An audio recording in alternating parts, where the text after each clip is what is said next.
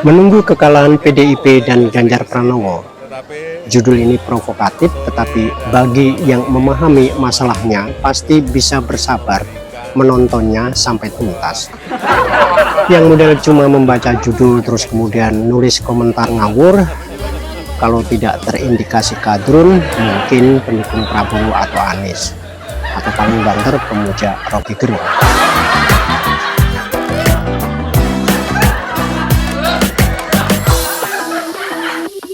Banyak hal lucu-lucu batok dalam perkembangan medsos terkini di luar kelucuan pernyataan Menak soal banyaknya jemaah haji yang meninggal tahun ini. Beliau Komandan Kemenak itu akan mengevaluasi. Tentu bukan mengevaluasi kenapa orang hidup bisa mati. Karena toh konon kematian termasuk misteri di samping kelahiran, jomblo, dan menunggu honorarium. Kalau soal politik kaitannya Capres 2024, kita sudah tahulah mereka yang terlibat dan ikutan bermain pusing 7 keliling. Semuanya Garawi, aliran lain dari Salawi. Kalau Salawi semua salah Jokowi, Garawi semua gara-gara Jokowi.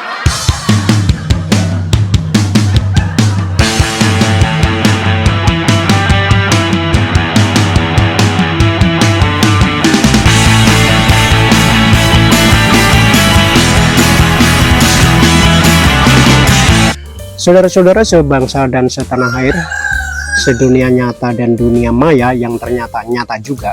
Kalau beda pilihan jangan baper, kalau baper jangan sama. Menyebalkan.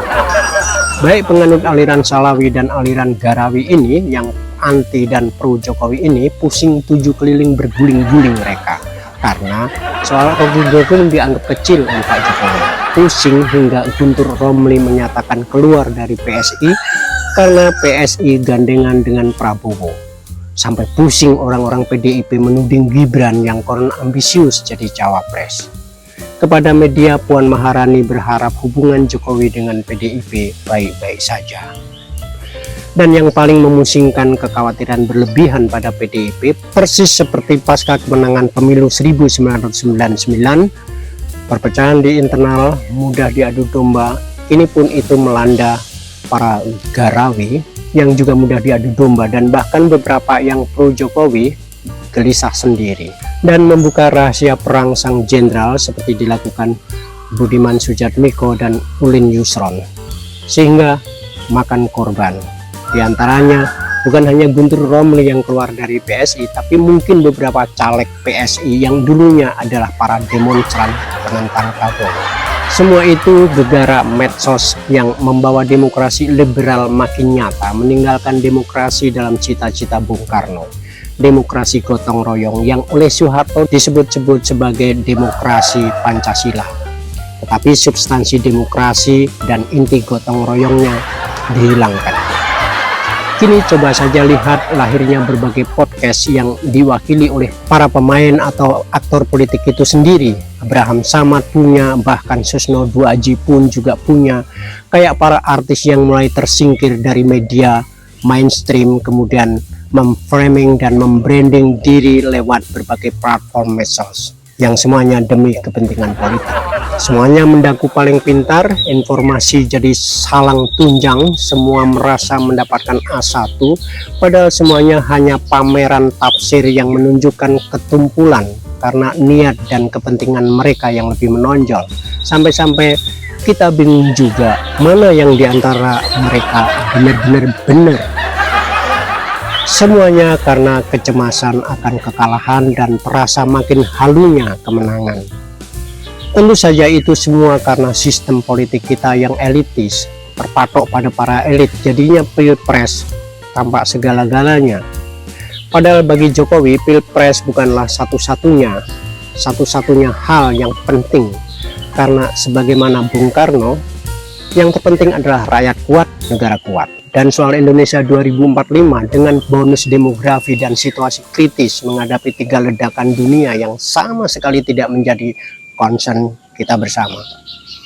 Dengan sistem pemilu pilpres dan pilek kayak gini, sebenarnya nggak ada yang akan banyak berubah dalam kehidupan rakyat jelantah. Kecuali dari pemilu 2024 kita akan dapatkan para wakil rakyat yang genah waras di semua level baik di tingkat 2, 1, dan nasional. Apakah rakyat jelantah punya jaminan untuk mendapatkannya? Tidak. Padahal di situ kuncinya. Saya ingin bocorin penerawangan langit bahwa Jokowi akan mendukung Ganjar. Gibran bukan bakal cawapres. Demo buruh 10 Agustus mendatang tidak sebagaimana yang diharap Rocky, Jumhur, Said Didu, Amin Rais, Rizal Ramli, dan kawan-kawan mereka itu. Oh ya, PDIP juga tetap akan hat-trick pada Pileg 2024. Semua sesuai dengan hukum sebab akibat masing-masing. Maka jangan membaca medsos dengan culun-culun amat. Baca hukum yang tertulis dalam akal sehat kita. Nanti setelah pemilu 2024 saya akan bocorkan rumusnya. Bahwa pemilu dan terutama Pilpres adalah pesta demokrasi plus pesta duit biarlah bagi mereka yang menginginkan. Kita rakyat jelantah pada posisi masing-masing. Hanya perlu mengingatkan diri masing-masing. Bagaimana cara agar yang nganggur bisa dapat kerjaan, yang punya utang bisa menyaur, yang sial bisa memperbaiki diri agar dimujurkan. Kalau medsos kayak Facebook dan YouTube bisa jadi media hiburan, media cari duit, cari pacar, keberkahan, nikmati, sebelum Mark Zuckerberg juga akan melakukan hal yang sama dengan Elon Musk. Karena kata para bijak bestari, yang penting adalah membangun sikap kita, membangun relasi pada level masing-masing. Yang seniman tetap berkarya, jangan sampai nyuri mobil hanya karena karya kita belum dibayar. Yang PNS semakin memperbaiki citra dan kinerjanya. Para peksos tetap tulus mengabdi dalam pendampingan sosial. Yang pencopet makin bijak pilih-pilih korban. Para bakul gorengan tidak menipu pelanggannya dengan minyak jelantah. Perbaiki karakter personal, bukan personal branding. Terus belajar, empati, toleran, karena negara akan tetap tegak berdiri sepanjang rakyat jelantah tetap genuine menghadapi kehidupan ini. Jangan cemaskan masa depan, tapi lebih cemaskan masa lalumu agar berubah dengan perubahan baikmu di hari ini dan mendatang. Pelajari aturan mainnya, kata Einstein, dan bermain lebih baik dari lainnya. Yang cemas karena kekalahan bisa jadi akan kalah. Yang overdosis dan ilusionis terobsesi kesuksesan dan kemenangan bisa jadi menang, tapi juga nggak perlu marah-marah kalau kalah. Karena selama hayat di kandung badan, cicak yang putus ekornya pun akan tetap survive. Not harming, white love.